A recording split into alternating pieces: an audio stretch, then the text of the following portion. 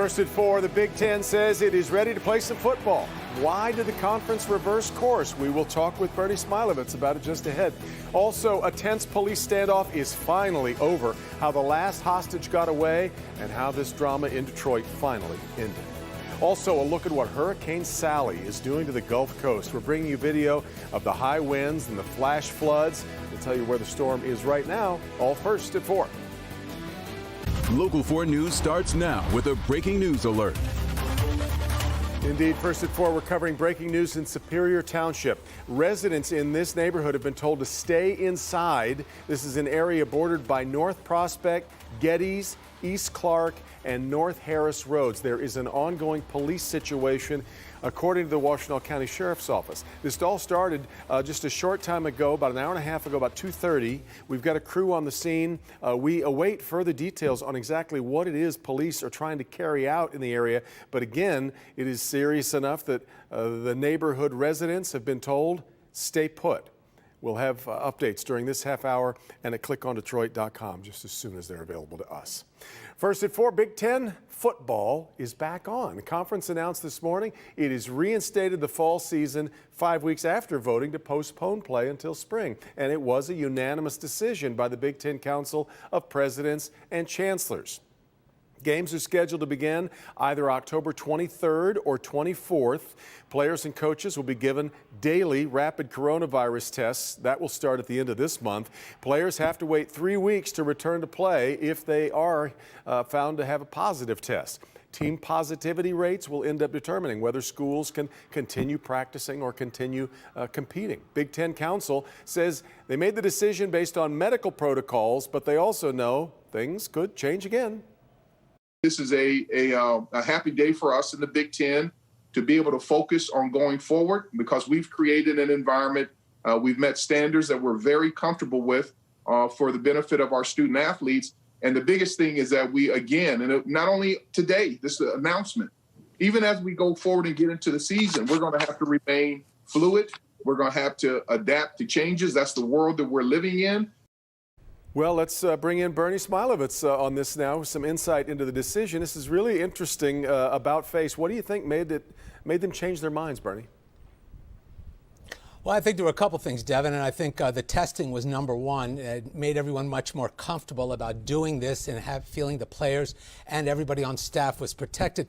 But I think money was a big issue also. I mean, we're talking about a possible loss of $100 million to the budget of Michigan if they had not played football. Now, they're going to lose some money, but it will be nowhere near that number of $100 million. And as you know, there was plenty of pressure from everyone. The players wanted to play. The coaches wanted to play. The players' parents wanted to play. And once politicians got involved, they really put on the pressure. So I believe all those things made this decision come true. So where do you suppose this leaves fans trying to decide what to do about the football season? Well, I would say you go down and get yourself the most beautiful TV you can get because no fans are going to be allowed into the stadiums. That's right. I'm doing TV commercials now, too. No fans are allowed in the stadium. They are trying to make a area for family members of the players. But other than that, no fans will be allowed in the stadium. So you're shut out of the 2020 season thus far. They're trying not to be shut out, I guess, of the national championship game, the way that they're pulling the schedule together, right?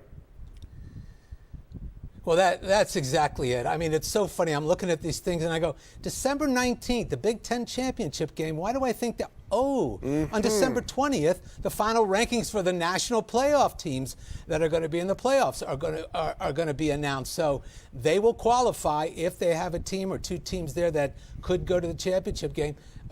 Big Ten could still sneak in. That's why December 19th for the championship game is so big. Obviously, they'll be doing it with a shorter schedule by then because we've still got more than a month to wait for it to start. Yeah. All right, more coming up from Bernie at 5. Thanks, Bernie. We'll talk to you then.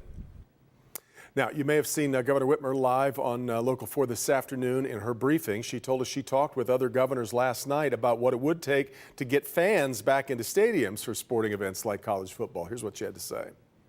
I know that they've got some of the best experts on their campuses.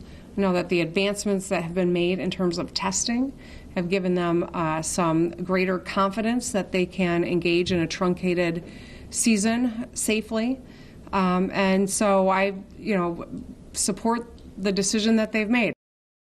Well, and as the Big Ten prepares to play, another university in Michigan is ordering all of its students to just stay in place. This time, it's Grand Valley State and Allendale Township. The Ottawa County Health Department there says there have been 600 confirmed cases of COVID among the students. The state has added 680 cases, meanwhile, overall in the past 24 hours. An additional 11 deaths have also been recorded. We also learned that a 2-month-old baby is now the youngest person in Michigan to die from coronavirus. That announcement coming this afternoon. State's Chief Medical Officer Dr. Janae Caldoun acknowledged many people do survive the virus, most of course. She pointed out that COVID, though, can have devastating long-term effects on some survivors. Also this afternoon, Secretary of State Jocelyn Benson joined the governor to get voters ready for the November 3rd election. It's now 48 days away. It will happen during a pandemic when a lot of people might not feel comfortable heading to the polls in person. Benson says a booming number of voters are making other plans. We're also on track to have more people voting prior to Election Day than ever before, either through the mail or in person at their local clerk's office. And we already know that 2.3 million citizens have requested to have their ballots sent to their home, which exceeds our previous record of 1.6 million who voted absentee in our August primary. So you got a lot of responsibility to make your vote count. And coming up at 5, Help Me Hank, taking a closer look at everything you need to know to make sure your vote counts in the 2020 election.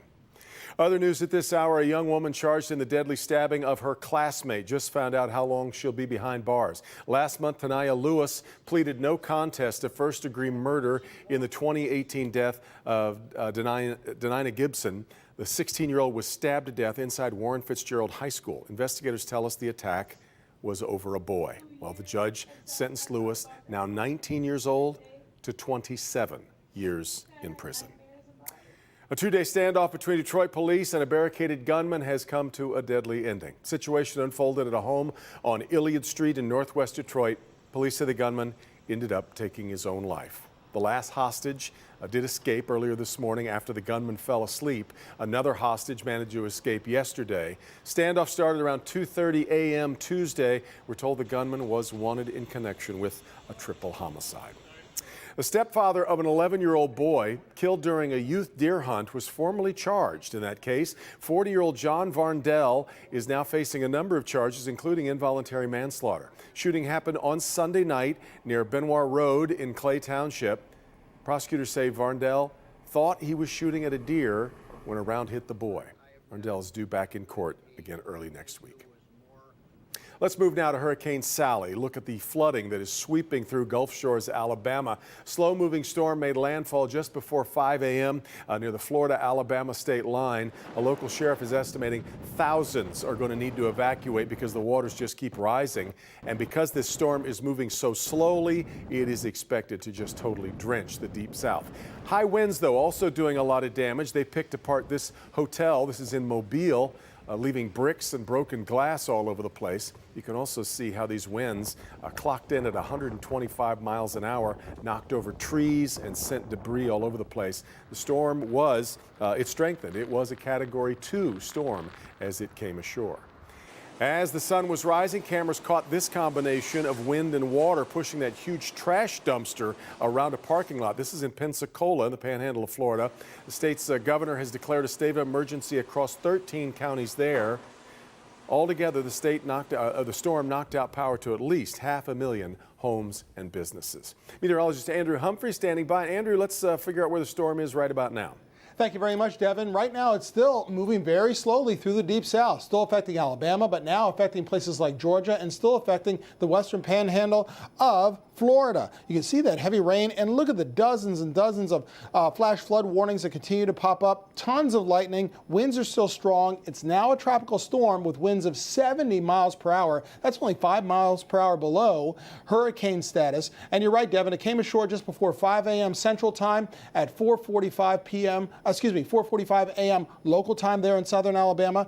There's some of the heavier rain from Montgomery, Alabama to Columbus, Georgia, Albany, Georgia, just now affecting portions of areas just south of Atlanta as well. Now, it will continue to move very slowly to the north and northeast over the next few hours. So it's basically going to sit and spin for the moment, still providing tons of flooding. Unfortunately, nearly 15 to 20 inches of rain or more over the next 12 to 24 hours. But it stays away from Michigan and the Midwest. It's all because of a cold front that moves through here. We'll talk about what that cold front does for us later tonight and what it means for tomorrow and your weekend coming up. All right, Andrew, up next, a blistering report from Capitol Hill. We'll talk about who's getting the blame for 2 deadly plane crashes that killed hundreds of people. Also, bird lovers can't believe what they're seeing out west. The story and one possible explanation for it just ahead. If you are just joining us here on First at 4, we are following breaking news from Superior Township in Washtenaw County. A deputy was shot after responding to a scene. The sheriff says deputies took fire soon after their arrival after a call to this neighborhood. The deputy who was shot is alive. Has been taken to the hospital by another deputy at the scene. So police say now what they have is a barricaded gunman situation. Their crisis negotiation team is there trying to make contact with the shooter. We'll keep following it. Updates as we learn more information. Keep it here on Local 4.